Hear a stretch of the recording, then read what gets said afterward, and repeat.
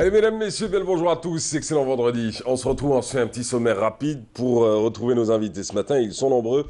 Alors, on va parler danse, si vous le souhaitez, si vous le permettez. Rêve d'une ballerine, acte 2, c'est parti avec la coopérative culturelle et artistique arabesque. On aura avec nous d'ailleurs Madame Fatma Zouaras Namous Snoussi qui sera sur le plateau pour nous parler de ce super spectacle qui aura lieu quand? Qui aura lieu demain soir. Ça se passe où? Ça se passe à l'Opéra d'Alger. C'est peut-être l'occasion d'en savoir un peu plus. Samedi 23 juin, 18h, Opéra d'Alger, Boualem Bessaïah, à Ouled Faït.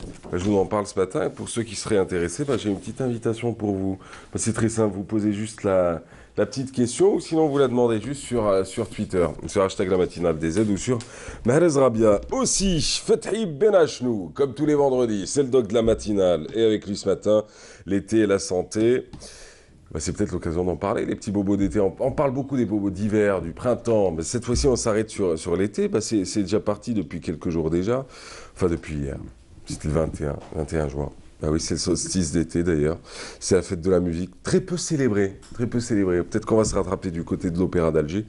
Mais avec Fethi Benachnou, on va parler surtout et avant tout des bobos de l'été. Aussi sur ce plateau Mohamed Rebbah avec un volet histoire, un double hommage à Zabana d'un côté et à Maurice Audin de l'autre. Assia Boulahbel, elle est artisane. Elle va nous parler d'une exposition qui se déroule à la Galerie Azouart en plein cœur du centre commercial de Babzouar. Et puis on finira avec Hakim Kishroud et Kader Marouf.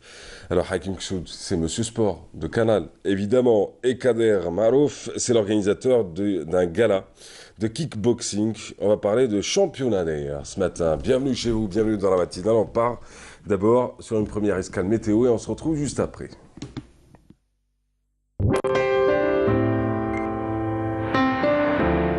Suivez l'air du temps avec Mobilis. Et la météo ce matin avec Fred Cherfred. Bonjour. Bonjour à vous Mahrez et bonjour aussi à tous ceux qui nous regardent ce matin. Excellent réveil à vous tous, très heureuse de vous retrouver. Bien comme d'habitude, il continuera à faire beau. Nous sommes le deuxième jour de la journée estivale, c'est l'été, c'est le deuxième jour et le soleil s'imposera largement au nord comme au sud. Comme vous le voyez si bien sur cette carte prévue par Météo Algérie, on notera quelques passages nuageux vers l'intérieur du pays avec possibilité de quelques foyers orageux à l'intérieur ouest. Un ciel souvent voilé devenant pluvieux vers l'extrême sud, le Gard, le Tassili. Ailleurs, le soleil l'emportera largement. Les températures, elles vont être estivales au nord comme au sud, très agréables pour la saison avec 29 degrés à Alger, on attend 29 aussi à Oran, 28 à Annabas, Kikda, Tlemcen, un maximum de 38 degrés au nord, à Rilizen, à Djilfa aussi, 35 à Chlef, 29 à Batna, 32 à Sétif. En allant vers le sud, cette fois-ci c'est vers le Sahara central qu'il fera le plus chaud et ça varie entre 45 et 46 degrés, 39 à Béchar, à Tindouf, 41 degrés à Hassim Saoud Gardaya, 37 à Manrasat Janet, 44 à l'extrême sud et enfin 42 à Élysée.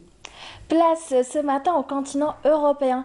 Eh bien aujourd'hui en Europe, le temps restera mitigé et le soleil aura du mal à s'installer vers l'est. La grisaille restera tenace et le temps s'annonce variable à Berlin, à Budapest, à Prague. En allant vers l'ouest, le soleil sera très présent avec des températures aussi de saison. 28 degrés à Marseille, 20 à Paris, 25 à Bordeaux, 33 à Madrid, 28 degrés à Lisbonne, 19 à Dublin, un minimum de 16 degrés vers la partie est, plus précisément à Prague, 17 Budapest sous un ciel couvert et pluvieux, 32 à Bucarest sous un temps orageux, 29 à Athènes sous un grand soleil et enfin 32 à Varsovie. Aujourd'hui, le soleil se couchera à 20h10. Les nouvelles du ciel continuent sur le site les 3 w.meteo.z. Je vous remercie pour votre attention. Excellente matinée avec nous sur Canal Algérie. Profitez du soleil et j'aurai le plaisir de vous retrouver tout à l'heure au courant de la journée pour d'autres nouvelles du temps. Agréable moment avec vous, Mahrez. À tout à l'heure. Suivez l'air du temps avec Mobilis. Voilà, tout à l'heure, Frère Cher, juste après le journal de midi. Et ce matin, avec nous, pour ouvrir le bal, Madame Fatma Zahra Namous Noussi, bienvenue à vous. Merci. Alors, elle qui parlait de Prague et de Moscou, vous avez connu ça, vous, il y a quelques années? Tout à fait, il y a très longtemps, mais j'ai connu ça, j'ai vécu là. Ouais. Donc, oui. C'est comme si c'était hier, en fin de compte, ou ça passe? Hier, des fois, je me demande si c'est pas un rêve que j'ai vécu pendant plus de 4 ans à Moscou. Parce que j'ai été, je vais dire, l'une des privilégiées d'avoir pu faire une formation à l'époque, pas très loin de l'indépendance. Ouais. Et donc, je pense que j'étais une privilégiée de pouvoir être parmi les plus grands noms de la danse russe et donc avoir pu me former en même temps qu'eux et comme eux. Vous avez fait du chemin depuis, directrice de la coopérative culturelle arabesque, chorégraphe et professeur de danse. Vous êtes aussi directrice générale du Ballet National depuis 2012. C'est toujours le cas? Non, Rien là, change? le ballet maintenant a fait fusion avec l'opéra. D'accord. Donc, depuis peu. Mais Et je alors continue donc toujours à... on ne peut pas lâcher, comme on va dire, son enfant, son bébé. Ouais. Je continue toujours à être en rapport avec eux sur le plan professionnel. Je suis aussi commissaire du Festival international de danse contemporaine, Ouais. FG. Et je suis actuellement aussi CES au ministère de la Culture. D'accord. Ça en fait des choses. Oui, il faut. Et vous nous préparez un super spectacle pour demain soir. Alors, en début d'émission, je vous avais dit, les gens apprennent de nos jours à aimer le beau, et vous m'avez répondu, ils vont en avoir Oui, oui. demain. Oui, tout à fait. Parce que, bon, il faut se dire qu'il y a de tout sur la place d'Alger. Ouais. Il y a différents niveaux. Et le public, je vais dire, surtout les amoureux de la danse, les passionnés de la danse, découvrent le beau et le juste maintenant. Ça, c'est très important. Parce qu'avoir un coup d'œil, Ouais. quand c'est vraiment juste dans le technique, dans l'interprétation artistique, dans la formation de l'élève. Parce que quand on forme un enfant, en fin de compte, comme me disait un papa d'élève, on le sculpte, Ouais. on le prépare à la base. Donc quand vous avez en face de vous un artiste de ballet, vous, tout de suite, vous voyez la silhouette, tout de suite, vous voyez la prestance, tout de suite, oui, il a fait un travail académique. Ouais. D'autres vont venir nonchalants. Il vous dit je suis danseur. Non, je suis désolée. Danseur, c'est quand on a un maintien, quand on a une base. Et la base, c'est justement les 2 premières années. Pourquoi je dis rêve d'une ballerine? Ouais. Parce que là, vous allez avoir du petit rat, donc de l'initiation, de la classe d'initiation de la danse, qui varie entre 5, 8 et 10 ans, à l'étoile, au corps de ballet, où elles sont universitaires en majorité. D'accord. Et qui font ça d'une façon vraiment passionnée. Et le résultat est là. Elles vont interpréter des extraits du ballet de Don Quichotte de Minkus sur pointe. Ce n'est pas facile, mais elles le font aisément. Donc le répertoire est très riche dans ce qui est danse classique universelle. Il y a aussi du contemporain et il y a aussi du moderne. Vous avez souffert quand vous étiez directrice du ballet de ne pas toujours retrouver ce pourquoi vous êtes toujours battu, donner cette grâce, ce sens de la beauté, cette forme de la beauté, mais aussi cette formation académique qu'il faut absolument et avec rigueur à chaque danseur? J'ai essayé, mais Maharet, c'est très difficile de prendre un artiste qui a déjà 18 ans, 20 ans, le mettre comme si vous commencez avec lui dès le début, c'est-à-dire de l'initiation à la danse. Donc on essaie de corriger, d'améliorer, mais ça ne sera jamais le résultat que l'on a avec celui qu'on commence à 5 ans. Ça, c'est impossible. Combien de danseurs demain soir? Ah là, demain soir, vous allez être gâtés, hein, parce qu'il y a plusieurs niveaux. Ouais. Il y a l'initiation, elles sont 30, le moyen, elles sont 30. Et plus on monte, ça diminue en nombre, mais pas en qualité. C'est-à-dire que celle qui continue, dès qu'elle est en cours moyen, c'est celle qui va accepter de souffrir, pas souffrir, souffrir, mais de supporter les douleurs, les entorses, et qui arrive à la fin heureuse d'avoir pu arriver à réaliser son rêve.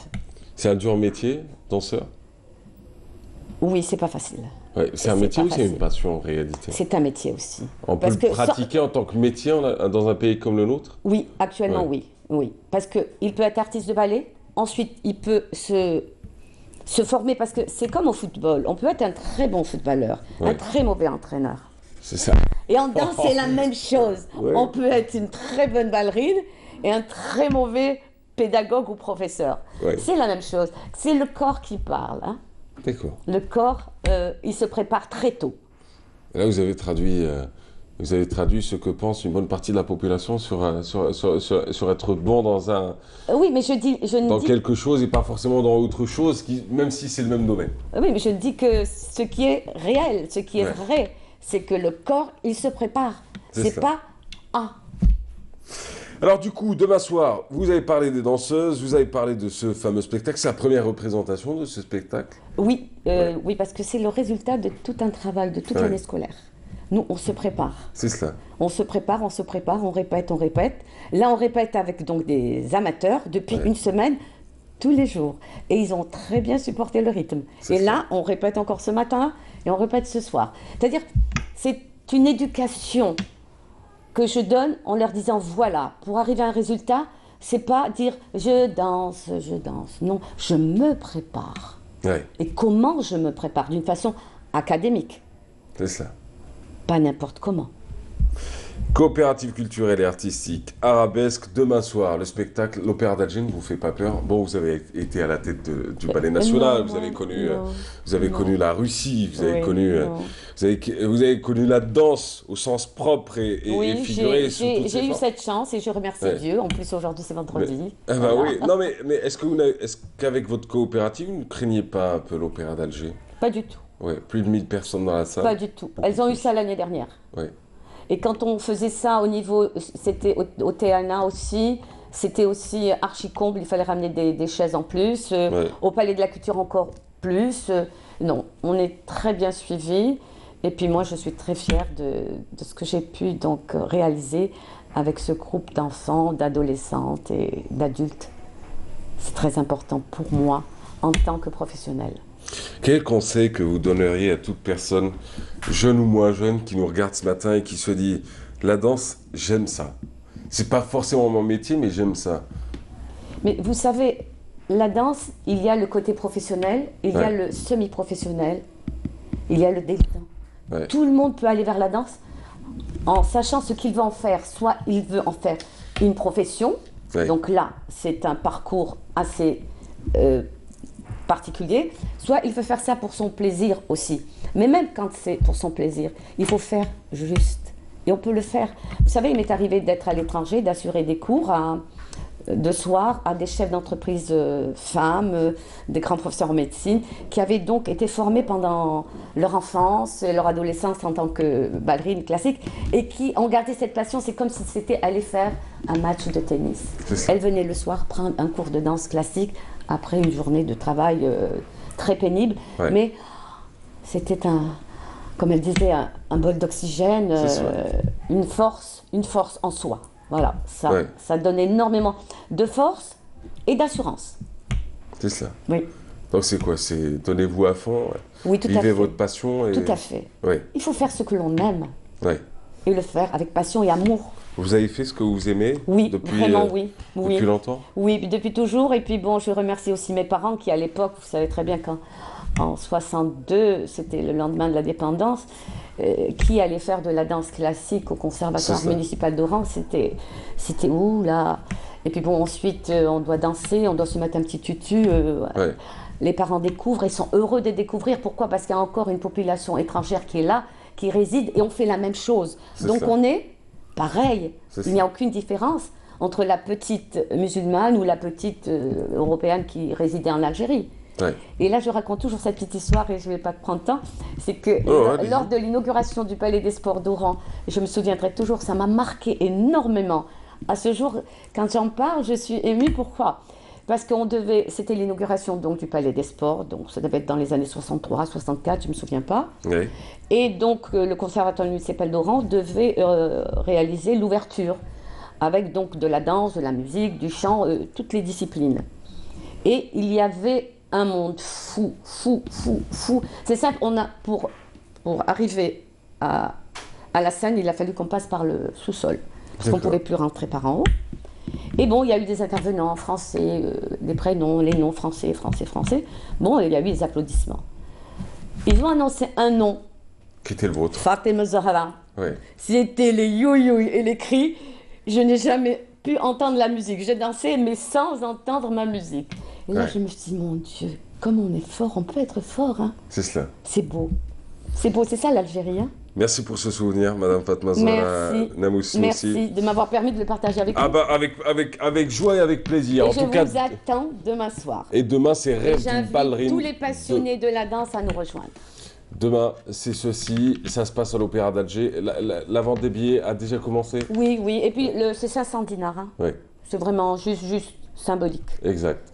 Et ça va se passer donc demain soir. Ça se passe à l'Opéra d'Alger, Boualem Besser, en plein Ouled Fate, Oui. le nouvel opéra. Oui. Et on vous souhaite bonne chance. Merci beaucoup. Merci d'avoir été là Merci. en tout cas. C'était un Merci à plaisir de vous. vous recevoir. Merci C'est à vous. réciproque. Merci Et beaucoup. vous saluerez votre fils que j'ai connu moi à l'époque Smaïl. où j'étais encore étudiant. Oui, merci. C'était un autre temps, mesdames, messieurs. C'était Voilà. une autre époque. Voilà, c'est notre famille en fin de compte. Et ben Hein, voilà. Merci à vous en tout cas. Merci à vous Mes aussi. amitiés. À bientôt. Merci, au revoir. Allez, quant à nous, on fait une petite escale sur un portrait, si vous le permettez. Portrait de Salim le céramiste. C'est Taoussaïd Hamouda qui a été à sa rencontre. Allons-y. Chaque matin, depuis 4 ans, Selim se rend à l'atelier du maître céramiste Kamel Belazou. Pour rien au monde, il ne raterait une journée de travail. Ici, il a tout appris. Sa passion pour la céramique et sa détermination indéfectible font de lui un artisan unique. Selim a commencé son apprentissage sur une simple feuille. Aujourd'hui, il réalise des œuvres qui font sa fierté et la fierté de tout son entourage. دخلت لي بيرميتون مع الوقت فير ميزور يبدا بالكريون ولي كولور دو كريون شغل ديبيتون كيما كاع لي زيلاف ماشي غير يبداو كاع بالكريون ومن بعد بشويه كي ميتريزيو لافرا تاع الكريون ولي كولور باش نعطيهم لي برودوي يعني هادو تاع لي زوكسيدو كاع لي كولور كي après l'expérience, après une durée de temps. بعد كنت صافا بدا يحكم في لافاي وكاع بدا يدير لي كولور مليح ميم طراساج لي بيان الو بديت نعطيو لي بياس. انا كي شفت الخدمه تاعهم عجبتني بزاف الخدمه تاعهم ولكن باش بديت بالواقع. Une fois sur sa table de travail, pinceau à la main, Selim ne décroche plus un mot. Tout ce qui compte, c'est l'œuvre qu'il réalise. Passionné par l'artiste peintre Baya, Selim aime reproduire ses dessins sur sa poterie. انا كنت بكيون وعلمني حاجه علمني بالوعي باش الفنان وديت عادو ما بايع علمت بايع في كتاب. Selim travaille aussi auprès d'autres artisans. Durant ces années, des liens se sont tissés. Et la présence de Selim est même devenue indispensable. يخلي الفيد بزاف دي فوا يروح يضرب 2 جور 3 جور دي فوا كي كان في ليكسبوزيسيون الاخرانيه خلى الفيد. Depuis peu, Selim participe à des expositions auprès de celui qui lui a tout appris. Sa plus grande fierté, c'est de voir ses œuvres susciter l'intérêt des autres au même titre que son professeur. انا كيفاش حسيت انا نفحها بزاف ساعة نفحها ساعة نبكي انا كيكون انا فرحان بزاف انا كيفاش حسيت الناس راهم يجيو عندي ماشي عنده هو. سليم شغل لازم ان سوتيان لازم واحد يقعد يقعد معاه يعاونو بوتيتر ديسي 6 ans ولا 10 ans ابري بالك يدير ان جيست يدير وحده. Selim continue à se former dans cet atelier avec une seule idée en tête, celle d'avoir un jour son propre atelier et d'exposer partout dans le monde. Ça vous fait quoi de voir ça, docteur Benachou? C'était un reportage signé Taoussaïd Hamouda ou un portrait plutôt de Selim le céramiste. Ça vous évoque quoi? Ça m'a cloué tellement que c'est normal. Fort émotionnellement. Oui. Et ce qui s'intéresse, c'est que les productions de Selim reflète ce qu'il pense, son monde. Ce serait intéressant de voir les œuvres et regarder comment... Moi, je trouve chapeau. Et merci pour la réalisatrice, c'est excellent. Moi, s'il y avait un concours, j'aurais voté pour ce documentaire. Sincèrement, j'aurais récompensé ce documentaire. Voilà, c'est signé d'ailleurs, c'est signé Taous Aït Hamouda. Chapeau, je la salue. Docteur Benachnou, ce matin avec vous, les conseils santé du doc de la matinale, de ce week-end, l'été et la santé. L'été et les petits bobos de l'été, de la saison en fin de compte. Et comment les éviter? Comment les éviter? Voilà. Alors ça y est, c'est officiel. Qu'est-ce qui est officiel? Voilà, c'est comme ça. L'été est là à partir du 21 juin. Ah, 21 janvier, très 21 juin, l'été, on y va. Remarquez, je reflète ce qui se passe cette année, les saisons sont un petit peu chamboulées. Je ne sais pas si vous avez remarqué, mais à la fin de Ramadan, il y a eu une... Bon, j'utiliserai pas des mots maladroitement, je n'avais pas une épidémie, mais il y a eu un virus assez violent de grippe qui a frappé beaucoup de personnes. Ça confirme ce que l'on dit toute l'année, ce maître. Ouais. Les virus de la grippe ne se situent pas uniquement pendant la saison froide. Ouais. Le virus de la grippe existe parmi nous toute l'année. Pourquoi on en parle un peu plus l'hiver, c'est parce qu'il y a risque d'épidémie.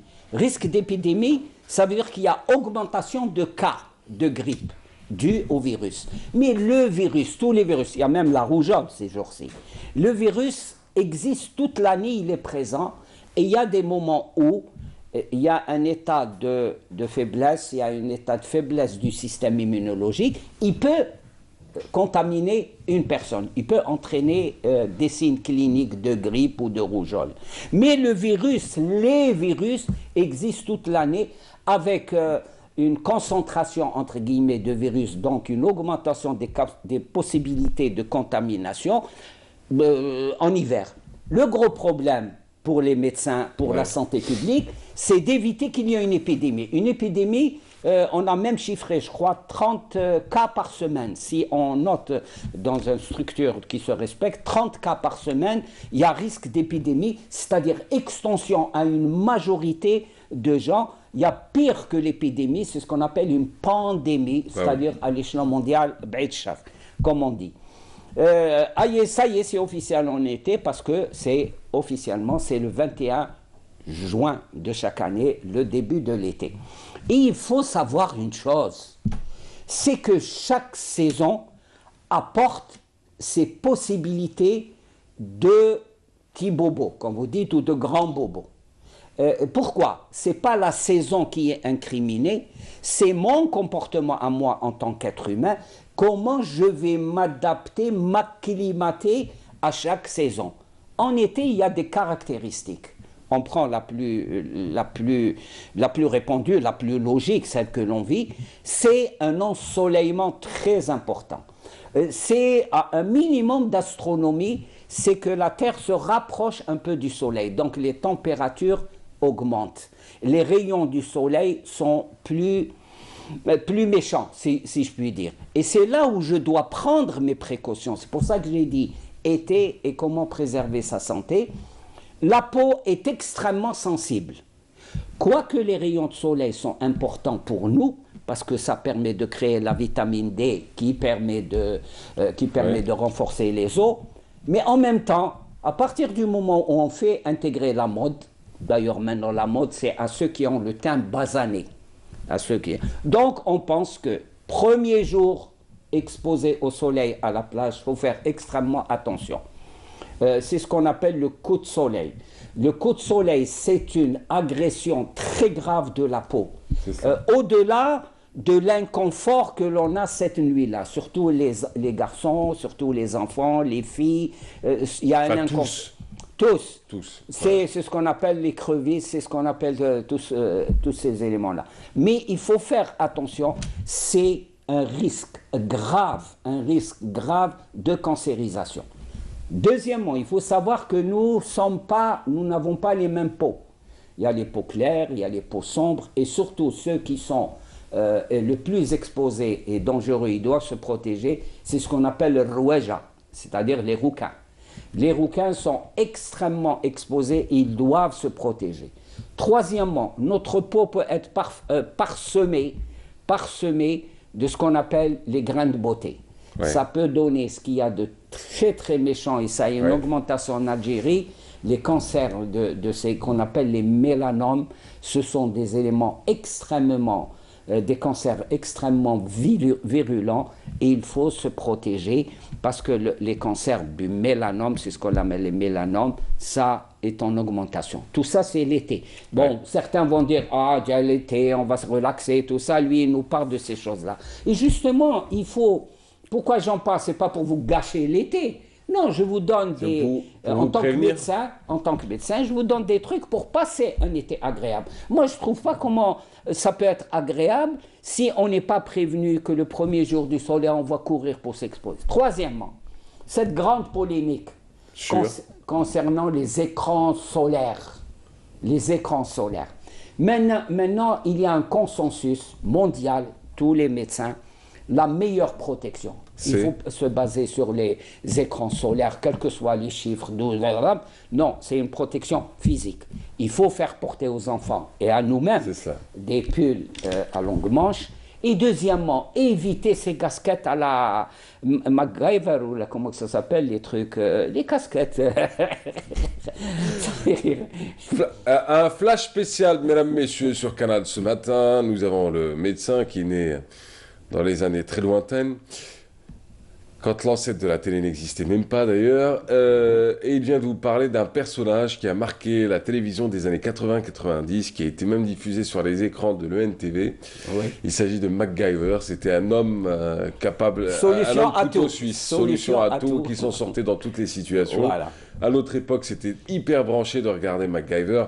À votre époque, ça relève plutôt du musée des Antiquités. On est beaucoup plus branché. Non, parce que vous dites MacGyver, si vous en avez un qui est né après 90, c'est mort. Ouais. Et maintenant, on est beaucoup plus branché sur son cellulaire, son iPhone, où on se débrouille, les jeux et tout ça. Bon, passons.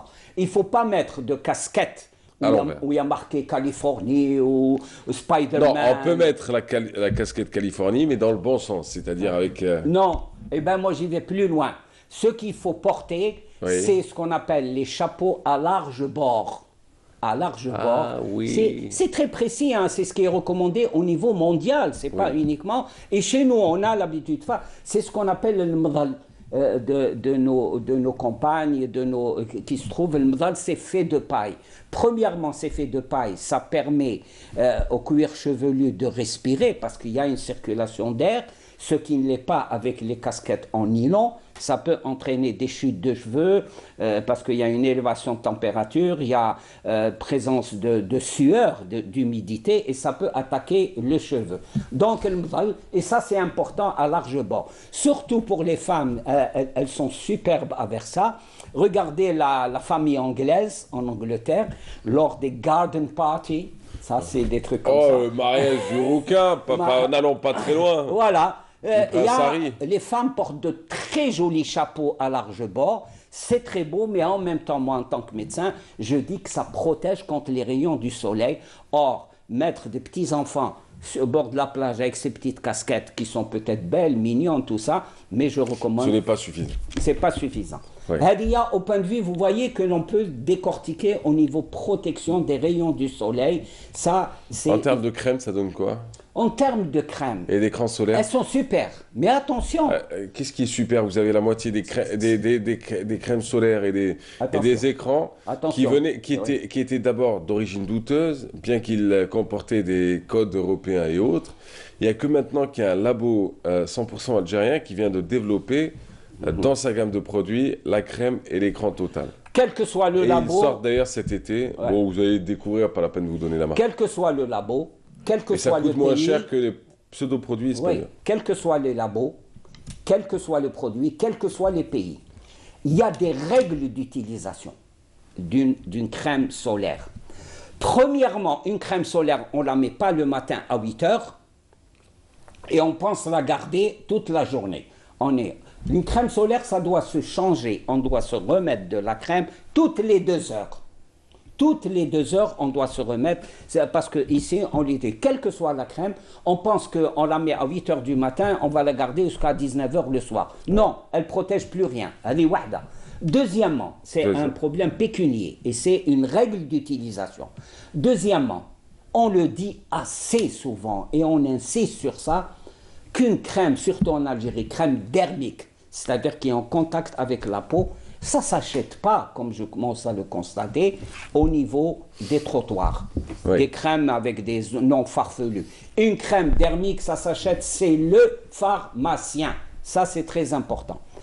Un autre élément, M. Mehrez, qui consiste, alors en été, certainement ceux qui sont à Alger ou à Oran, on va constater un peu partout, nos trottoirs commencent à être envahis par les lunettes, comme ça, exposées à même le trottoir, ce qu'on appelle des lunettes de soleil.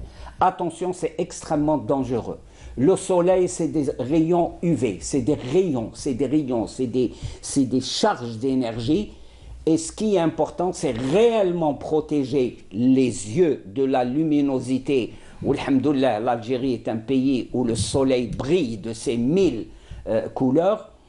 Là, il faudrait acheter ces lunettes de soleil chez l'ophtalmo, chez l'opticien. Oui, d'abord aller chez l'ophtalmo qui a les données techniques du verre, le verre, je ne parle pas comment on appelle ça, là où on met de la monture, ça c'est pas important, ça vous regarde. C'est au niveau le verre doit être dans des conditions très strictes. Quand on va acheter chez l'oculiste, c'est en fonction d'une ordonnance, elle est wahda.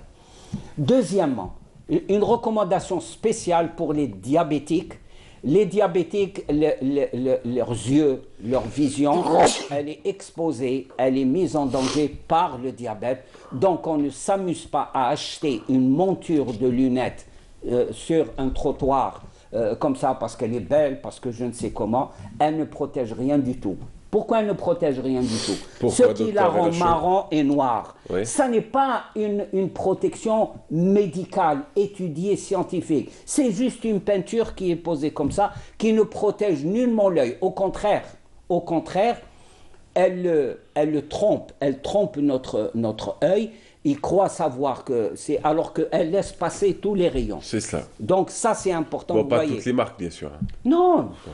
À la limite, les marques portent sur les montures, elles ne portent pas sur le verre. Le verre, c'est des données techniques, que ce soit telle marque ou telle marque, elle doit suivre les données techniques de protection. Et il y a différents types de protection, les peintures, les marrons clairs, les marrons, en fonction de certaines données. Donc on a parlé de la peau, on a parlé des yeux, et là, le bouquet final, cher Mehrez, c'est ce qu'on doit consommer dans les piscines, au bord des plages, où on achète des sandwichs à tire-larigot, comme ça on arrive. Là vous arrivez au sujet des intoxications alimentaires. C'est leur saison, hein, par excellence. Par excellence, et surtout au niveau truc spécial, lors des mariages, lors de la préparation des repas, lors de la réception dans les salles des fêtes.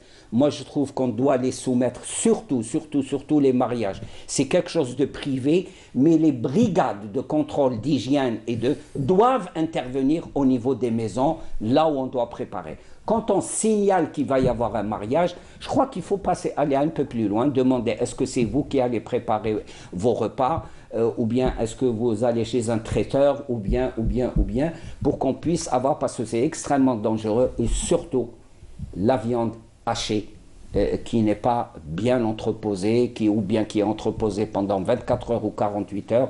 Moi, j'en ai vu qui mettaient sous le khzana ou sous le lit des trucs. C'est pas parce qu'on met un papier cellophane en dessus, on dit « Ah non, ça y est, il est protégé ». C'est pas contre la poussière. C'est parce que la viande hachée, c'est du sang, et le sang est nourricier pour les microbes, et il faudrait que cette année, on arrive à éviter toutes ces catastrophes, même dans les salles de fête. On appelle ça, j'ai vu une qui s'appelle le Palais des Mille et Une Nuits. Elle est vraiment belle, hein, on se croirait dans un décor de film de Bollywood. Les palais indiens, tout ça. Mais ce qui m'importe, moi, en tant que médecin, et ce qui doit importer à ceux qui organisent le mariage, c'est est-ce que les conditions de sécurité sont respectées? Est-ce que les sanitaires, ce qu'on appelle les toilettes et autres, sont l'objet d'une hygiène remarquable? Parce qu'il y a beaucoup d'utilisateurs et à ce moment-là, il faut faire attention. Donc, vous voyez que l'été, c'est important. Une chose, ceux qui fréquentent les piscines, attention, les piscines, c'est le lieu idéal pour la transmission des champignons pour les pieds. Ouais. Les champignons, ça c'est important. Et il faut avoir un lave-pied, un pédu, je ne sais pas comment on l'appelle, avant de rentrer dans la piscine. C'est essentiel de prendre une douche avant et après, c'est extrêmement important quand on a pris sa douche et qu'on parte, il faut absolument sécher ses pieds. Ne pas mettre de chaussettes, laisser les pieds reposer et faire... Les champignons qui poussent entre les doigts. Ça entraîne, alors là, quand ça entraîne le prurite et autres, c'est que le champignon est installé. Et à ce moment-là, il faut aller carrément chez un médecin pour soigner. Mais moi, je parle des protocoles de prévention. Comment mon comportement, c'est ce qu'on allait dire. Pas aller chez qui? Chez un dermato, c'est ça? Chez un dermato. Attention, il ne faut pas mettre... j'ai vu quelqu'un me dire, ah, moi j'ai trouvé une crème au citron. Elle sentait bon, parce qu'il y avait un colorant et un arôme citron. Elle est très bonne. Non, ça va encore creuser les pieds. Attention, il peut y avoir. Surtout les gens qui ont des maladies chroniques. Surtout, par exemple, chez les diabétiques, ça peut être cher. Vous voyez qu'est-ce qui peut perturber un bon été. Et ce sont de petits comportements comme ça. Et on essayera de les suivre tout au long de cet été. Essayez de contacter au niveau de votre site, Mahris, pour... s'il y a des questions à poser ou autres, ou des indications de la part des téléspectateurs. On y reviendra d'ici le week-end prochain, si vous le permettez, Dr Benachou. Merci à vous. De rien, et bon été, et profitez-en, relaxez-vous, c'est très important. Ouais, vous avez raison de le dire en plus. Boire de l'eau, une chose, heureusement, une chose. Ah oui, il ne pouvait pas s'arrêter comme ça. Oui, c'est important, mais j'aime bien que ça se passe comme ça. Buvez de l'eau, je parle de l'eau, le maximum d'eau, surtout pour les gosses. Beaucoup, sans modération. S'il y a quelque chose qu'on peut faire Les sodas, non, ça passe pas. J'ai dit l'eau. Vous savez, la nouvelle explication des accros au soda, c'est quoi? C'est quoi? Mais le soda, il fait à 80% d'eau, hein, tu sais. C'est ce que j'entends le plus souvent. Tu crois que ça coule comment? C'est pas... Non, j'ai vu un truc... C'est H2O plus quelque chose. Comique dans les whisky. J'ai vu ça dans un dessin animé. Oui. Vous voulez... Parce qu'on peut dire, je prends une goutte de whisky. Vous me donnez ça comme whisky. 2 doigts. 2 gouttes de whisky, vous me remplissez ça. C'est-à-dire que les 2 doigts. C'est pas un petit coup, c'est tout ça. Bon, mesdames, messieurs, vous l'aurez compris, Dr Benachou a des blagues venues d'un autre temps. C'est pas de notre faute, c'est pas de la sienne non plus. On s'adapte. Merci, docteur. De rien. Beaucoup d'eau, vous l'aurez compris. Un petit champignon qui apparaît, c'est chez le médecin que ça se soigne et non pas avec l'automédication ni avec les conseils d'un pharmacien. Voilà. Pour tout ce qui est lunettes, forcément, allez chez l'opticien. C'est les meilleurs, c'est les mieux placés pour vous conseiller, et non pas... Le trottoir d'en face. ni le trottoir d'en face, ni même les bureaux de tabac, les buralistes qui se mettent à vendre des lunettes et qui se prennent pour des opticiens. Et qui vendent du hurra. Tu connais le hurra? Hurra, c'est la paire de lunettes que tu penses faire une bonne affaire chez quelqu'un, alors qu'au fond, ils te vendent quelque chose qui est falso. Voilà. C'est vrai en plus. Hein. Beaucoup maintenant, c'est... Une marque de montre, une montre qui se vendrait à l'étranger à 500 €, si vous l'achetez à 150 €, c'est qu'il y a un problème. Ne cherchez pas à la faire, parce que celui qui a créé la marque ne s'est pas dit, tiens, je vais croiser Smaïl et Mahrez, et puis je vais leur permettre d'acheter ma montre que je vends à 500 € dans un pays européen hyper et complètement réglementé à 150 parce que je les aime bien. Je veux dire, dites-vous qu'il y a anguille sous roche. Soit c'est un faux, soit c'est du volé. Parce que Smaïl dit qu'il y a affaire. C'est ça. Merci, docteur Benachou. De rien. Allez, quant à nous, dans quelques instants, Mohamed Rabbah, volet histoire dans cette matinale en ce vendredi. Avec Mohamed Rabbah, en ce vendredi 22 juin, parlons ce matin ou rendant hommage à Zabana et à Maurice Audin. Ça se passe dans quelques instants. C'est juste après cette pause musicale. Un peu de musique, ça ne nous fera pas de mal en ce vendredi matin avec Nora Gnawa. Allons-y.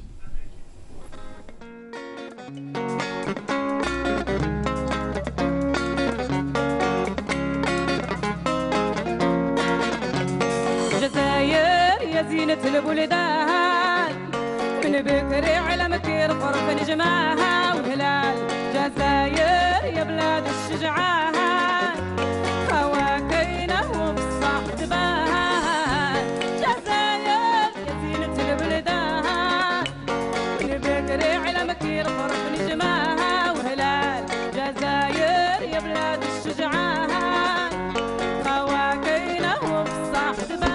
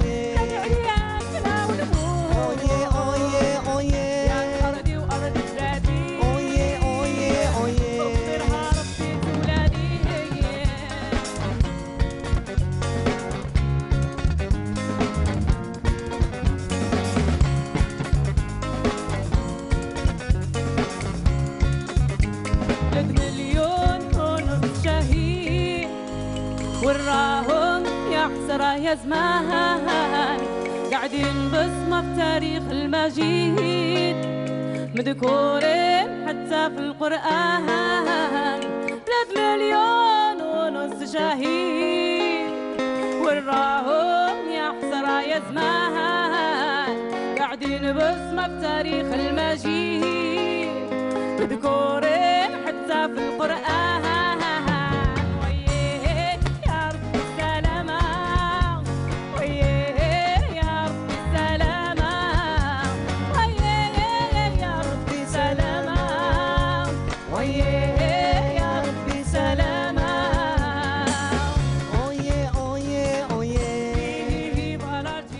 Voilà, Noura Gnewa qui chantait l'Algérie ce matin. Nous sommes à quoi? À 2 semaines, à peine 2 semaines de la fête de l'indépendance, la célébration de la fête de l'indépendance, ce 56e anniversaire. D'ailleurs, on aura l'occasion de vous présenter un programme spécial et sur Canal dans la matinale, mais aussi à travers et au travers une émission spéciale qui sera diffusée sur Canal en soirée.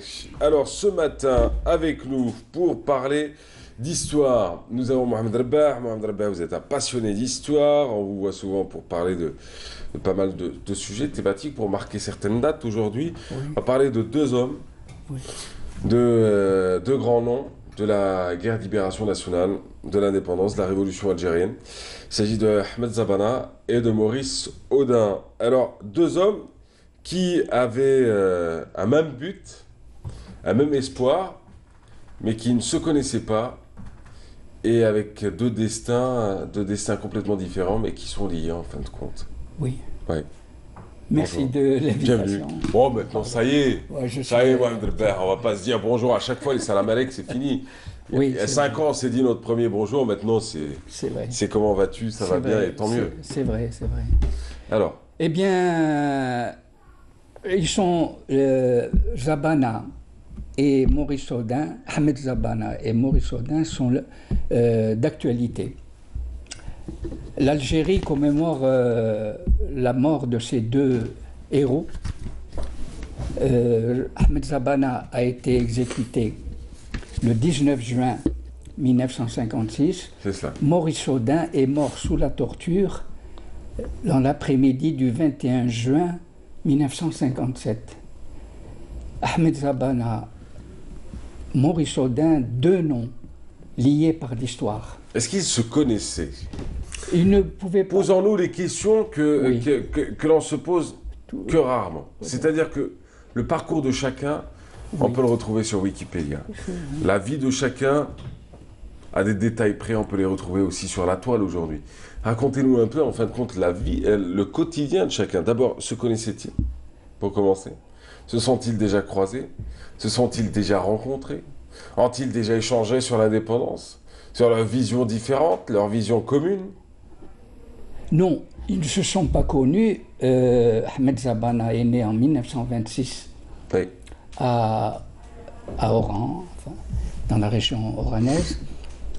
Maurice Audin est né le 14 février 1932 à Béja, en Tunisie, mais sa famille est venue en 1940 à Alger. Ils n'ont pas le même âge, ils ne sont pas de la même région. À l'époque, il n'y avait pas beaucoup de communication entre les régions, sauf quand il y a une mission à faire ou bien un travail. Mais ils ont lutté dans la même perspective. Ahmed Zabana était un militant du PPA-MTLD. Il a adhéré en 1940. Il était ouvrier soudeur à la cimenterie d'Oran, syndicaliste.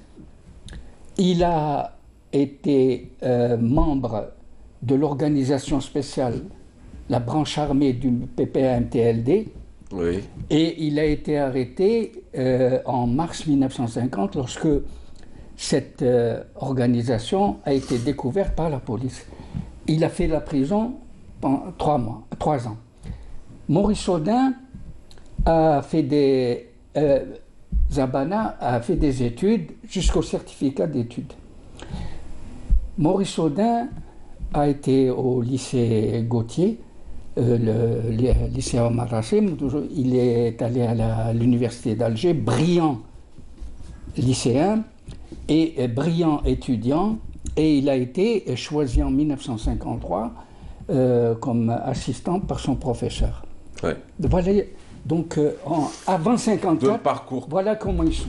Deux parcours complètement différents. Mais une lutte commune. Zabana militait au PPA-MTLD et Maurice Audin au Parti communiste algérien, auquel il a adhéré en 1951, et il était d'accord donc avec son programme pour l'indépendance. Est-ce qu'il est vrai que le corps de Maurice Audin n'a jamais été retrouvé? Justement, mais c'est la lutte que mène, le combat que mène actuellement son épouse Josette Audin, pour connaître la vérité. Et il y a Parce qu'on sait juste qu'il a été assassiné par les parachutistes, mais on ne sait ni où est son corps. On sait qu'il a été assassiné, on le sait dernièrement seulement. Le président de la République Hollande française, en 2014, a dit la thèse de l'évasion, parce qu'ils avaient dit qu'il s'était évadé. Mais maintenant, on dit qu'il a été... il est mort en détention. Voici ce qu'a dit le président. Maintenant, le président Macron a dit à son ami Cédric Villani, député de son parti, qui est président du jury du prix Maurice Audin, lui a dit c'est l'armée française qui a assassiné Maurice Audin. Donc maintenant on sait qu'il a été assassiné par l'armée française. Mais il est mort sans sépulture. Où se trouve son corps? Là, justement, depuis 61 ans, Josette Audin, son épouse, lutte avec d'autres amis autour d'elle, avec des historiens, Il n'y a pas pire que de mort, j'allais vous dire, que d'enterrement sans corps. Mais seulement, elle dit maintenant, aujourd'hui, peu m'importe, je ne cherche pas où il se trouve, je veux la vérité, je veux que l'État français reconnaisse ce crime. C'est un crime d'État. C'est ça. Et tous ses amis se sont rassemblés le 11 juin, parce qu'il a été arrêté le 11 juin 1957, et ils se sont rassemblés à Paris pour justement demander, réclamer à l'État français qu'il reconnaisse ce crime. Et en Algérie, le 11 juin, date anniversaire de l'arrestation de Maurice Audin, le ministre des Moudjahidines, Taïeb Zitouni, a évoqué. Oui. Donc ce n'est pas qu'en France que l'affaire Audin est citée, en Algérie, parce que Audin est un Algérien, il a intégré la nation algérienne dans le combat pour la dignité, pour recouvrer l'indépendance. Et il a lutté, comme Ahmed Zabana, contre le système colonial oppresseur. Et ça tombe bien, vous parlez d'Ahmed Zabana, on y revient dans quelques instants. Alors, quelques-unes de vos références d'abord, c'est un document de Pierre Vidal-Naquet, l'affaire Audin 57-78, une affaire qui relate non pas le parcours d'Audin, mais plutôt la suite, le combat de son épouse notamment, celui qui est raconté est dans cet ouvrage, et celui qui a été poursuivi pendant 60 longues années, 61 ans pour être plus précis. Là, on bascule sur Ahmed Zabana d'abord à travers un hommage réalisé par Lamia Boudbouda. On se retrouve juste après pour en parler. Ahmed Zabana, le premier guillotiné de l'histoire de la révolution algérienne. Un homme engagé très tôt dans le mouvement nationaliste. À 14 ans déjà, il se jette corps et âme dans le scoutisme. بدأ نضاله منذ القديم انخرط في الكشافة انخرط في الحركة الوطنية في سنة 1941 الكشافة هي اللي أعطاته قوة باش ينخرط. Ahmed Zabana faisait partie de l'organisation spéciale LOS. Il a été arrêté une première fois. En 1950, il écopera de 3 ans de prison et à sa sortie, il reprendra ses activités. Un certain 8 novembre 1954, il est encerclé à Ghar-Boujlida, capturé. Il sera jugé et condamné par le tribunal d'Oran à la peine capitale le 21 décembre 1955. Le 19 juin 1956, Ahmed Zabana sera exécuté dans de macabres conditions sur lesquelles revient Maître Ben Brahim, qui a été l'élève de Maître Zabtal, l'avocat de Zabana. Lorsqu'on fait une exécution d'une sentence criminelle, soit par les armes, soit par le couperet d'une guillotine, une fois que la lame est tombée et que l'exécution s'est faite, on ne revient plus sur la situation. Mais lorsque la guillotine ne tue pas, et on répète, nous ne sommes plus dans l'exécution d'une sentence criminelle. Nous sommes dans une exaction judiciaire. C'est-à-dire un crime, c'est un crime commis par l'appareil judiciaire contre le condamné. Voilà pourquoi la notion d'exaction judiciaire est extrêmement importante. Et c'est un des crimes contre l'humanité commis par justement l'État français. Maître Fatima Zohra Ben Brahim reviendra sur le livre de Roland Dumas et les confidences de François Mitterrand sur Zabana, un événement qui l'a marqué à vie. Mitterrand, à la fin de sa vie, vous savez que Roland Dumas était son meilleur ami. Donc il lui a fait des confidences avant de mourir. Et dans son livre, il y a plusieurs pages qui sont justement destinées à l'Algérie et à la mort de Zabana. Et pendant toutes ces lectures, vous voyez comment Mitterrand a dit que ma plus grande blessure, ma plus grande souffrance a été l'Algérie. Et il parle justement de l'exaction de Zabana, et il parle de, pour la première fois, un président de la République fait ses aveux à son ami, qui est lui-même homme politique, il lui dit qu'effectivement la guillotine est tombée plusieurs fois sur sa tête. Pouvait-on espérer quelque chose comme ça? Eh bien non, on ne pouvait pas espérer. Mais comme la volonté de Dieu est extraordinaire, et comme l'histoire s'écrit mais ne s'efface pas, alors nous avons, des années après, réussi à avoir, encore une fois, la preuve verbale du président français qui se confie à son ami Roland Dumas, lequel a écrit ce livre qui s'appelle Coups et blessures. Même après sa mort, il continue à vivre et il continue à hanter le président de la République française. Donc il est tout à fait normal que plusieurs personnes s'attellent à aller vers une recherche scientifique, une recherche historique, une recherche judiciaire. Mais je demande aux gens d'être honnêtes, de dire des vérités quand ils les ont, de les vérifier. L'avocate s'étalera sur les qualités indéniables d'Ahmed Zabana, un homme d'exception. Personnalité très très forte, un homme totalement convaincu. Et il voulait être le premier martyr de la guillotine. C'était son vœu. C'était son vœu. C'est pour ça qu'il a demandé à Maître Zertal de ne pas faire de pourvoi en grâce. Il leur a dit, je ne demande pas à la France qui m'a condamné, je ne lui demande pas pardon pour me gracier. J'irai rencontrer Dieu comme il a voulu. Et c'est pour ça que sa lettre est extrêmement belle. Et avec ça, il y a eu Moufdi Zakaria qui était sur place. Il était avec lui, en prison. Il a écrit un magnifique poème, Ad-Dabih As-Sa'id.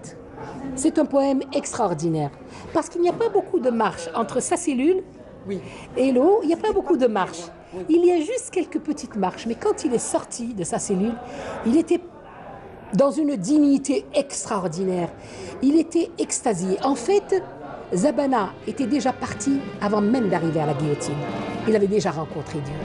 Il était déjà parti.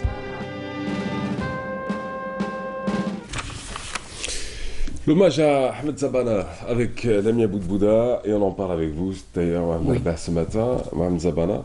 Un parcours différent, se dit Maurice Audin, même si la finalité non pas de leur destinée, de leur destin, mais plutôt de la lutte.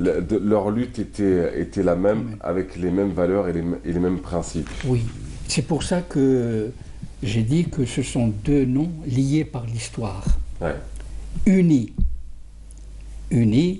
Et Ahmed Zabana est donc, comme on vient de l'entendre, est le premier guillotiné. Et sa mort a été, disons, son exécution a été décidée par le gouvernement de l'époque, le gouvernement français, présidé par Guy Mollet. Et c'est sous la pression du lobby colonial que l'exécution a été décidée. N'oublions pas que Guy Mollet, lorsqu'il est arrivé à Alger le 6 février, il a tourné, disons, je ne peux pas peut-être employer ce mot, kazakh, c'est-à-dire qu'il était venu avec l'idée de faire la paix en Algérie, mais sous la pression des ultras, il a fléchi. Et au Conseil des ministres du 15 février, je donne ces dates parce que c'est pour arriver au 19 juin. Au 15 février, le gouvernement français a décidé d'exécuter les condamnés à mort. Il y en avait 91. Et le FLN, c'est là où la direction du FLN à l'époque avait averti le gouvernement français, avait dit que si jamais il passait à l'exécution des condamnés à mort, et il aurait des représailles. Malgré cela, le conseil de la magistrature, le 5 juin, a pris parmi les 90 condamnés à mort, les 90 dossiers, le dossier de Zabana. Pourquoi ? Le directeur de cabinet du ministre de la Justice de l'époque, François Mitterrand, a dit, on m'a demandé de choisir parmi les 90 un politique. Zabana était un politique. Il était officier de la LN, puisqu'il a été chargé par l'armée Benedi d'une région importante au sud d'Oran. Il était prisonnier de guerre, mais c'était un militant connu, politique. Et c'est ce choix délibéré C'est pour cela que nous devons commémorer, et c'est un symbole, Zabana. Et donc il a été... Je ne reviens pas sur les faits, comment les conditions... Non, on les raconte assez souvent de toute manière. Voilà. Et en cette période, la semaine du 19 juin, la semaine du 21 également, on parle beaucoup des martyrs de la nation, des martyrs de l'indépendance, des martyrs de cette Algérie qui, aujourd'hui, grâce à eux, est debout, indépendante et souveraine.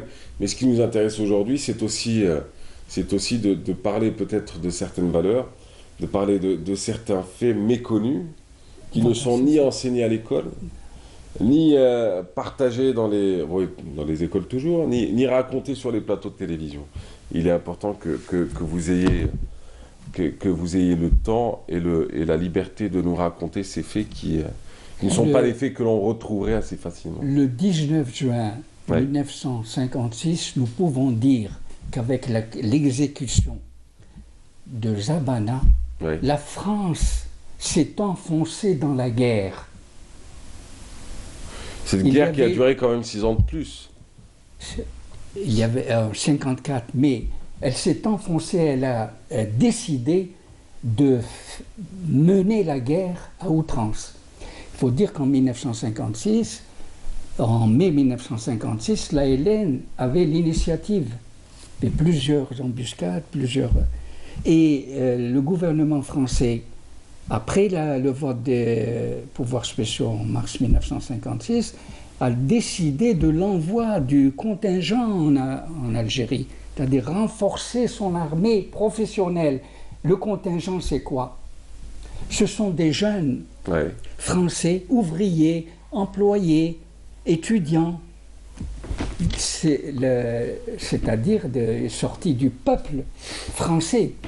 Et il faut dire aussi qu'à l'époque, les Français, pour eux, l'Algérie, il ne fallait pas perdre l'Algérie, parce que, comme dit Henri Alleg, l'Algérie pour eux, c'était le pain et le vin. Donc ils étaient aussi, il y avait l'idéologie coloniale, ils étaient dans leur ensemble raciste. Le blé et le raisin. Le blé et le raisin, puis ça a fait la fortune, la vigne, la fortune des colons. Et le lobby, il faut insister, le lobby colonial à l'époque était puissant. C'est lui qui dictait la politique algérienne au gouvernement, qui était finalement loin, et il laissait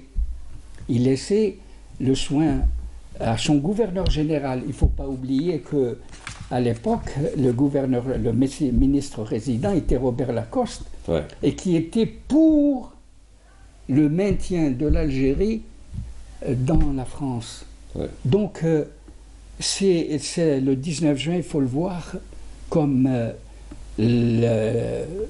l'enfoncement, encore une fois, de la France dans la guerre.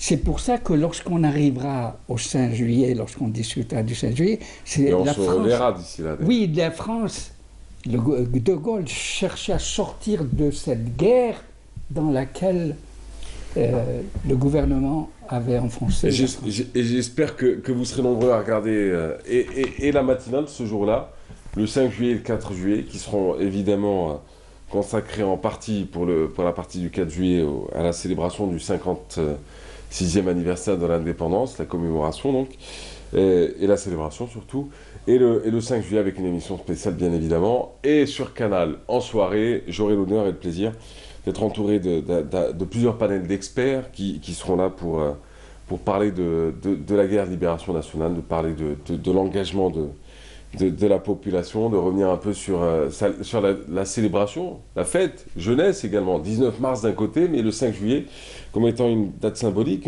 une date, celle de la jeunesse aussi, histoire de célébrer la jeunesse, parce qu'à l'époque déjà, c'était un pays très jeune. Mohamed Rabah, on se verra forcément la semaine prochaine, c'est ça? Ben oui. Oui, on se reverra. En tout cas, c'était un plaisir. Merci pour ce court passage, mais qui nous a permis aujourd'hui d'en savoir plus sur Maurice Audin, sur sur Ahmed Zabana, deux destins. Deux noms liés par l'histoire. Deux destins, effectivement. Oui. Deux noms liés par l'histoire qui ne se sont jamais rencontrés, jamais échangé des idées, mais en fin de compte, les parcours étaient, bien qu'ils soient différents et de deux générations différentes, les valeurs et les principes étaient partagés. Voilà, merci encore. Merci. Vous revenez quand vous voulez. Oui, je reviendrai. Il est où votre quartier, au fait?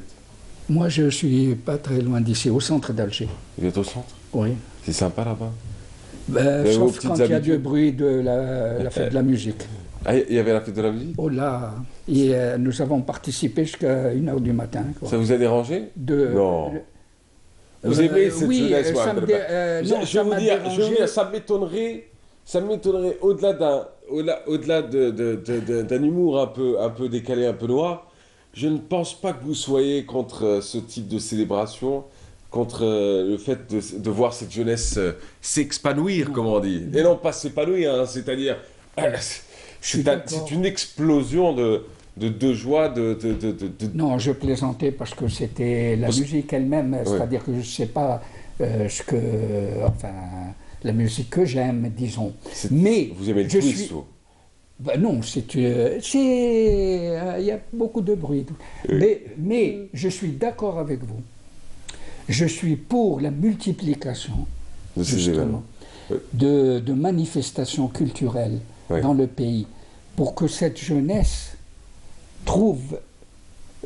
soit fière de son pays aussi, soit fière de vivre, je trouve.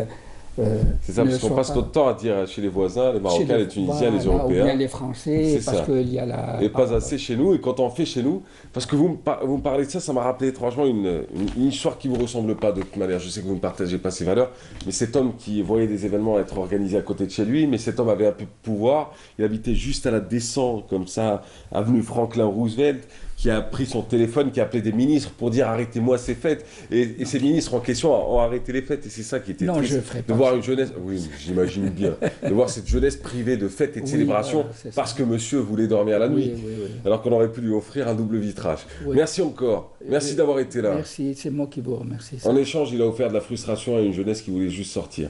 Alors du coup, je vous souhaite une excellente semaine. Merci d'avoir marqué cette journée en tout cas. Merci d'avoir parlé aujourd'hui de Maurice Audin et de... Maurice Audin que j'ai bien connu parce qu'il m'a donné des leçons de mathématiques. Et on y reviendra si vous le permettez, parce qu'on se verra bientôt, je vous le dis. Je ne sais pas si vous le savez, mais on se reverra très très bientôt, très vite, d'ailleurs, dans les prochains jours.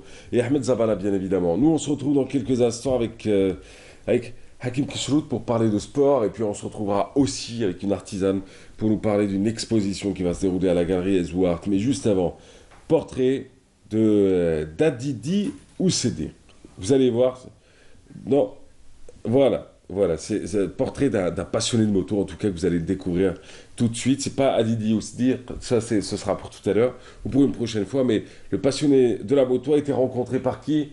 Par Yazid El Mahedi, qu'on embrasserait fort ce matin. Allons-y, on se retrouve juste après.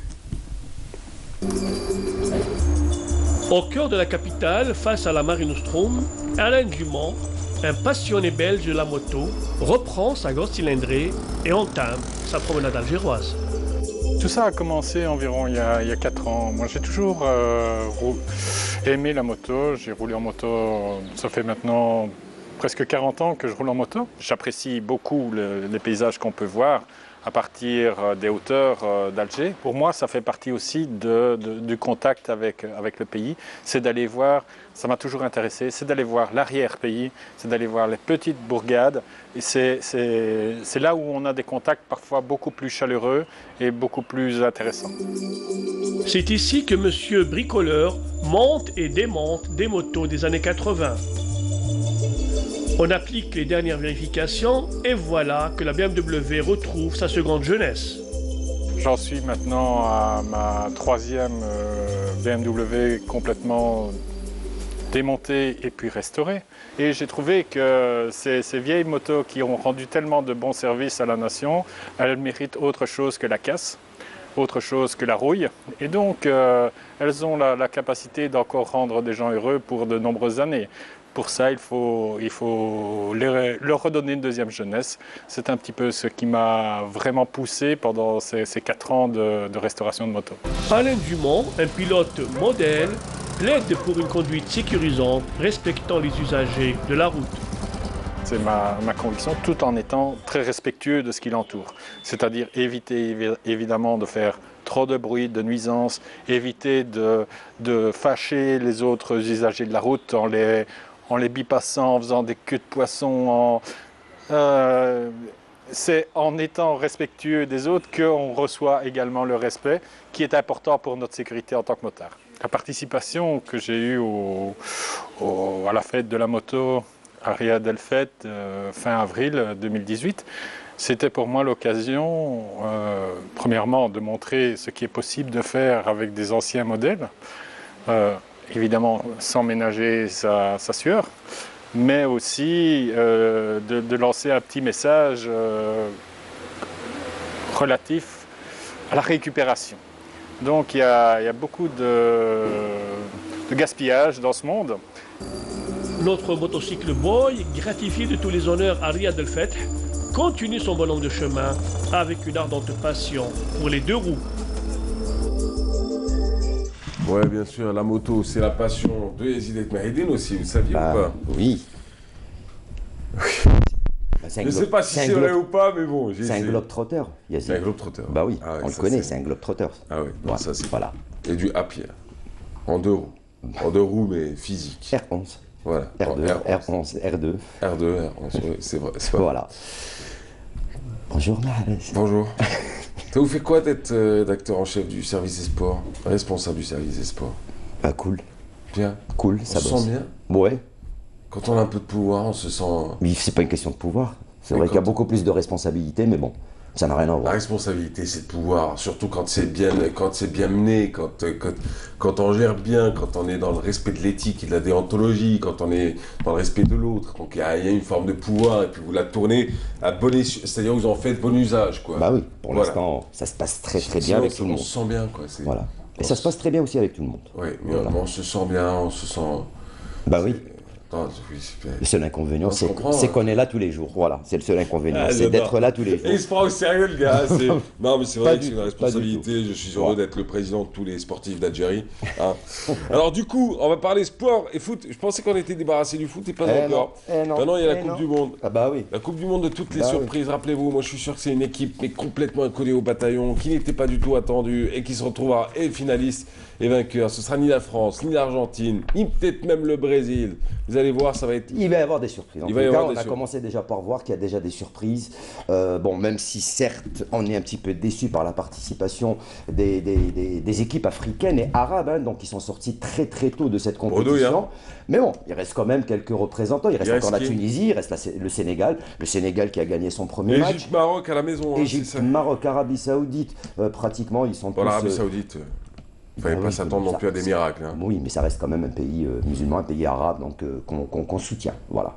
Ah oui, mais je dis pas voilà. le contraire. L'Iran également. Après, il n'y a pas de football chez eux. L'Iran qui reste. Il n'y a pas de jeu sur le terrain. Voilà. L'Iran qui reste quand même en cours. C'est vrai que bon, on va parler de calculettes, on va parler. Autre chose, hein. Voilà. Donc l'Iran aussi qui peut encore peut-être prétendre à une qualification huitième de finale, mais tout dépendra des autres résultats, tout dépendra de son dernier match. Ouais, eux qui ont sorti, voilà, ils ont un groupe pas facile, et donc ça peut encore jouer en leur faveur pour la troisième et dernière journée. Rien n'est encore fait dans ce groupe. Voilà.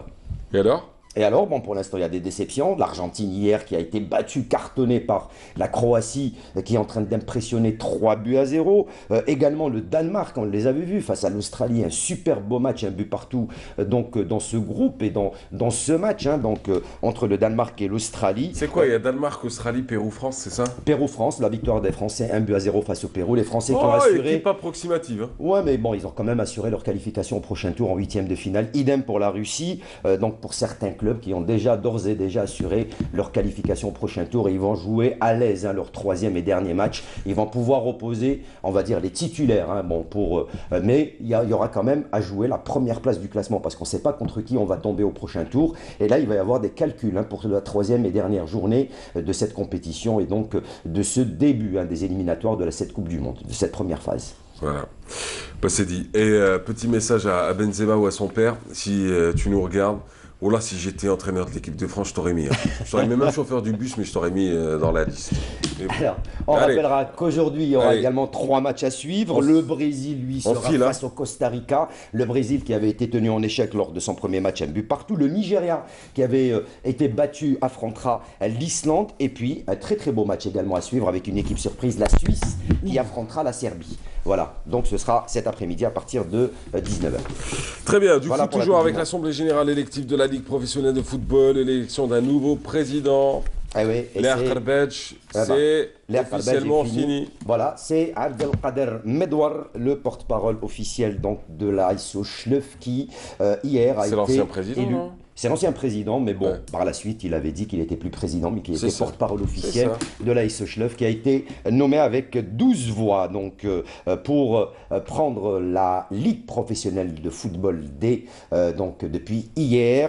Donc, en lice avec 3 autres candidats. Medouar, doyen des présidents de la Ligue 2, a obtenu 19 voix sur 36 votants présents à l'Assemblée Générale. Il a devancé Azdin Arab de l'entente de Sétif qui a décroché 7 voix, Mohamed Del Morro de l'Azmo d'Oran avec 7 voix et Morad Lahlou du Nasser Hussein Dey qui a décroché 4 voix. Là maintenant, on va se pencher également à partir donc d'aujourd'hui sur le cas de Madjer également et du staff technique de l'équipe nationale. Kherdin Zati en avait parlé. Dis-moi pas que ça y est. Ça risque. Enfin, on va attendre la décision finale. Pour l'instant, rien n'est encore fait. On en avait énormément parlé. Pardon. J'ai pas encore fait de selfie avec lui. Eh ben, en même temps, vous aurez l'occasion de le faire. En même temps, c'est mon copain, Madjer. Oui. Moi, je l'aime beaucoup. Hein. Moi, je le dis, je l'assume. Madjer. Mais sympa, sauf que bon, il n'a pas été chanceux depuis qu'il a pris en tête cette équipe nationale. Il n'a pas été chanceux et il n'a pas été gâté également par la presse donc nationale. Voilà. Et en plus, il a hérité d'une équipe qui allait mal déjà. Hein. Je veux dire, c'est pas comme si elle était bonne, cette équipe à l'époque. Voilà. Jeux méditerranéens de Tarragone, en Espagne. Le coup d'envoi sera donné ce soir avec la cérémonie d'ouverture et le début également des compétitions de certaines disciplines. Eh bien, il y en aura 3 qui vont débuter aujourd'hui, les disciplines. Il y aura tout d'abord le football, il y aura le tir à l'arc, il y aura football, le tir à l'arc, et il y aura également, bien sûr, le début des compétitions et des épreuves de volleyball. Là, contingent algérien qui avait pris le départ, donc le 20 de ce mois de juin, direction l'Espagne, est arrivé hier à Tarragone. On voit l'arrivée. Et c'est les soldes en plus pour les athlètes qui ne vont pas faire de résultats.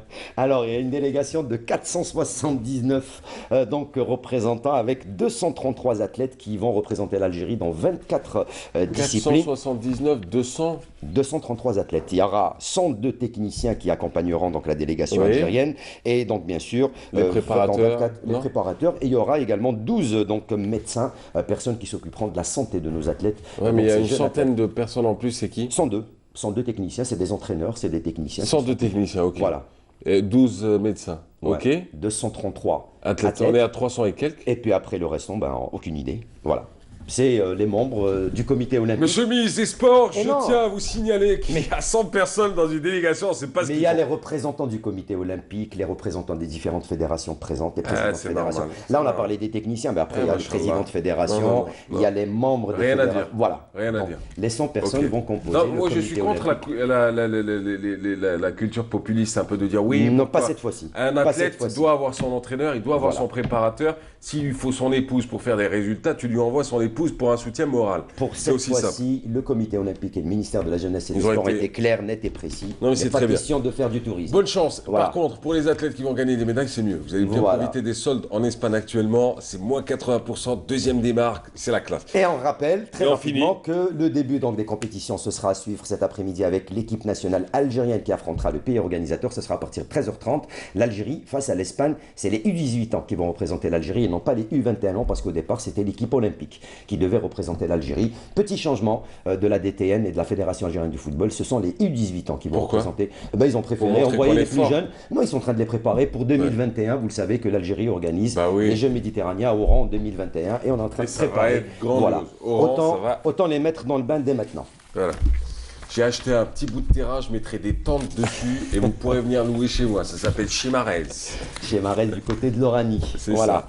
Ça. Alors on termine avec l'événement du jour sur Canal Algérie ce soir à la salle Harsha. Hassan, regardez, on en parle juste après ça. Allons-y. Est-ce que c'est prêt déjà? Est-ce que c'est prêt déjà? Allez, il se cache, Mahrez. Bah, c'est après ça, voilà. Mahrez qui se cache. Of tonight.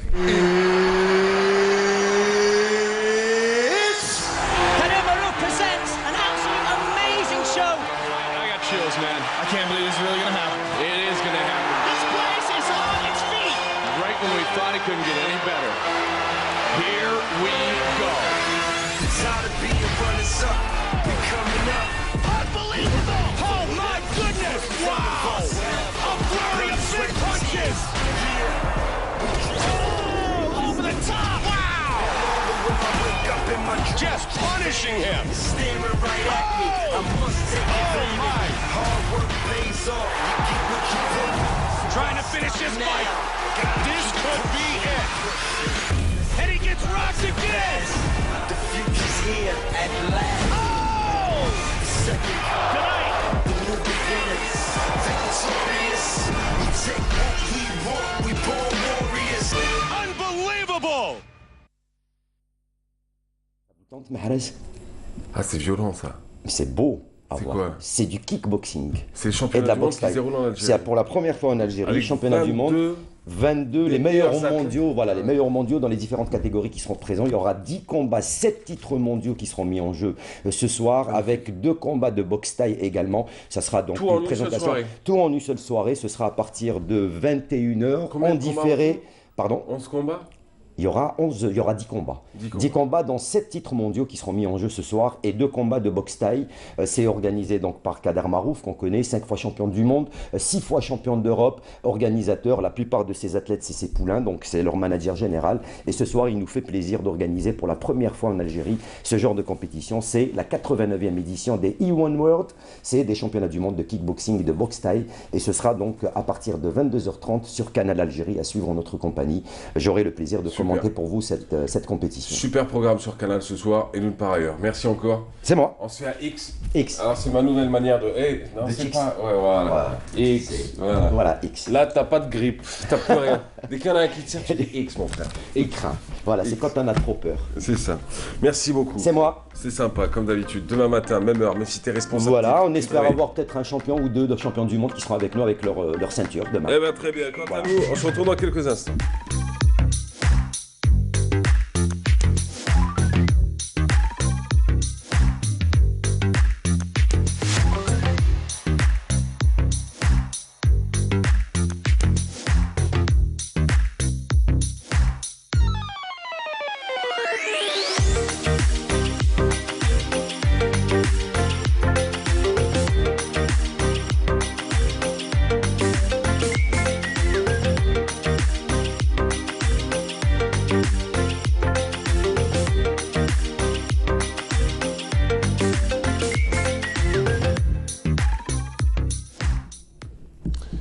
Bon, c'est sympa de m'avoir coupé la parole. En plus, c'est pas à moi que vous l'avez coupé, c'était à Hakim Keshoul. Mais bon.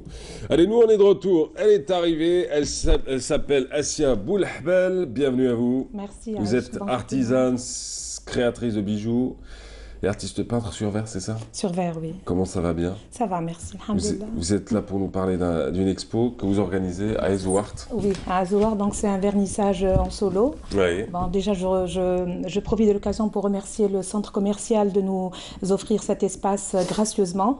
Ouais. Voilà, donc c'est bien pour eux aussi. Hein. Oui, c'est bien pour eux, mais c'est une opportunité quand aussi même. Aussi pour les artistes. Voilà. Les artisans. J'avais déjà exposé avec eux il y a quelques années, donc c'est une très belle opportunité. Donc il va y avoir donc le vernissage, enfin l'exposition s'intitule Racines et voyages. Ouais. Donc c'est des tableaux en support, c'est de la peinture sur verre et des bijoux aussi. Voilà. D'accord. C'est pas votre première expo individuelle? Non, ce n'est pas. Bah j'en suis à ma troisième. Voilà. Ouais. Voilà. Alors du coup, la dernière expo s'est déroulée où? Alors la dernière, c'était c'était le salon de l'artisanat, mais j'ai eu d'autres expos après. On a fait Sétif avec une organisation. On a fait. Vous êtes plus créatrice de bijoux ou plus artiste peintre? Je suis d'abord artiste peintre. Je suis surtout autodidacte, mais je suis aussi créatrice. Là, je suis un petit peu penchée vers les bijoux. Je suis créatrice, styliste de bijoux. Mais mon premier hobby, c'était la peinture. Donc, je reviens toujours vers la peinture. Qu'est-ce qui vous fait vivre le plus? C'est la peinture ou la création de bijoux? Qu'est-ce qui me fait le plus vibrer? Vivre et vibrer. Vivre et vibrer. Alors vibrer pour le côté passion. Et vivre pour l'alimentaire, quoi. L'alimentaire, je vous dirais qu'en Algérie, on ne vit pas encore d'art. Ah oui, carrément. Hélas, voilà. Ouais. Mais bon, passion, je suis passionnée des deux, en fait. C'est des moments d'inspiration. Voilà. Ça. Donc, dans chaque... D'ailleurs, je le dis tout le temps, dans chaque tableau que je crée, dans chaque tableau que je peins, chaque bijou que je crée, je laisse une partie de moi, un fragment qui se renouvelle par de nouvelles inspirations. Les matériaux que vous utilisez, enfin qu'on aura l'occasion de voir d'ailleurs à la galerie Ezouart, à Babzouar. Voilà, c'est demain. Au centre commercial à partir de demain. Mais c'est quoi? On le sait, en peinture, c'est sur du verre. C'est sur du verre. C'est un support banal. C'est une peinture vitrail. D'accord, très vitrail. bien. Donc c'est un support en verre banal, mais après c'est des techniques, c'est une inspiration, c'est le doigté, c'est beaucoup de choses. Et dans les bijoux, je suis toujours dans des pièces un peu revisitées, traditionnelles, mais je suis aussi dans le contemporain. Donc vraiment. Vous êtes plutôt sur de l'argent, de l'or? De l'argent, du cuivre, du recyclage. Donc j'ai des matériaux de quincaillerie, j'ai des noyaux de date, j'ai des bâtons de cannelle. D'accord. Donc tout y est. Vraiment, c'est. Des boucles d'oreilles que vous portez? Là, c'est une monnaie palestinienne. Voilà, que j'ai revisitée. Oui, avec des petites agates. Oui. D'accord. Voilà. Je ne sais pas si on peut. Est-ce qu'on peut voir son houdin? Que quelqu'un peut nous montrer juste son houdin? Parce que bon, là, on n'a pas grand-chose à montrer, mais... En fait, j'avais pas ramené, c'est pour... Non, mais voilà. c'est pas grave, voilà. Vous avez ça. La bague aussi? Oui, la bague aussi. C'est vous? La bague aussi. C'est super, ça. Voilà, elle est articulée. Articulée, ça veut dire quoi? C'est-à-dire qu'elle bouge, la pierre bouge. Ah d'accord, ok. Voilà. Articulée en même temps. Bah, super. Expo-vente ou pas? Oui, expo-vente. Donc le vernissage c'est demain. C'est demain. À partir de 15h à la galerie de Babzouar. Et l'exposition dure alors du 23 au 5 juillet. 23 au 5 juillet, ça se passe voilà. à Babzouar. Voilà. Allez-y, quelque chose à ajouter? Oui, en fait, voilà. Il y aura, c'est une exposition haute en couleurs, donc il va y avoir de l'africain, du traditionnel. En fait, voyage et racines, pourquoi? Parce qu'il y a l'Afrique, il y a l'Algérie, il y a les tenues traditionnelles, à travers les bijoux et à travers mes tableaux. Voilà. Tout simplement. Voilà, tout simplement. Eh bien, super. Votre atelier, il est où? Il est chez vous? Je suis à Saïd Hamdine. J'ai une partie de l'atelier qui est chez moi, j'ai mon bureau à la maison. Il y a des moments d'inspiration où je suis obligée d'avoir des outils sous la main, mais je suis installée à Saïd Hamdine. D'accord. Voilà. Vous donnez des cours aussi? Pas encore. Je l'ai fait avec des enfants dans une école. Oui. Ça vous a plu? Oui, ça a été une expérience très fatigante, mais voir des réalisations, voir l'enfant réaliser vos trucs, je pense que c'est la plus belle des récompenses. Voilà. Les adultes, pas encore. Les adultes, c'est beaucoup plus un but lucratif, tandis qu'un enfant, vous lui donnez, c'est voilà. Ouais. Voilà. Et un adulte, il faut être plus un psychologue avec lui. Parce qu'il y a toujours une histoire. Bon, avec l'enfant aussi, il faut être psychologue. Mais l'enfant, il y a, je sais pas, l'enfant, il y a un rendement meilleur, je pense. Voilà, il y a une innocence, il y a une. C'est l'innocence. Voilà, cherchez le mot Nia. Nia, voilà. Et en fin de compte, c'était l'innocence. Voilà. Ouais, la traduction. Voilà. Et l'ardeur aussi. Un enfant, je pense qu'il a plus de. C'est ça. Voilà. C'est ça. C'est vrai en plus.